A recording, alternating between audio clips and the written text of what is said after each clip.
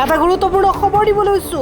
ONGCৰ তেল পৰিবাহী পাইপ ফুটি নিৰ্গত খাৰুৱা তেল শিৱসাগৰ হাঁহচৰাত এক ভয়ংকৰ ঘটনা।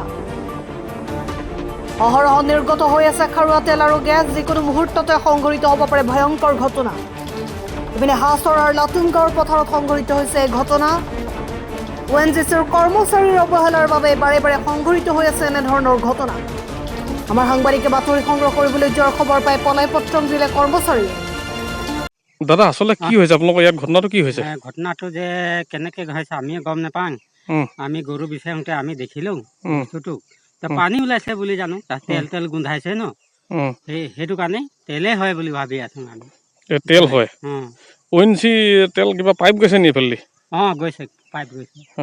এতিয়া কথাটো হ'ল কি, আপোনালোকৰ যথেষ্ট ভয়ংকৰ দুৰ্ঘটনাৰ কথা হোৱা কথা আছে। ভয়ংকৰ হ'ব, আমাৰ ভয় লগা হৈছে। ভয় লগা হৈছে। এতিয়া কি ক'ব গোটেই ঘটনাটোৰ ওপৰত? ONGC মানুহ আহিছে নাই ইয়াত? আহিছে। কি কৈছে তেওঁলোকেতো ইমান কাণ চকু নাই দিয়া নহয় আমাক, চাই থৈ গৈছে। চাই থৈ গৈছে। এতিয়া কিমান মানুহ আছে আপোনালোকৰ ওচৰে পাজৰে? মানুহ আছে আমাৰ ইয়াত ভালেখিনি আছে। হয়, এতিয়া কি দেখা পাইছে আপোনালোকে ইয়াত? কি দেখা পাই আছে ইয়াত? এতিয়া কোলা কোলা তেল ভন দেখি পাইছোঁ এতিয়া। মানে ONGC পাইপেদি ওলাই আছে।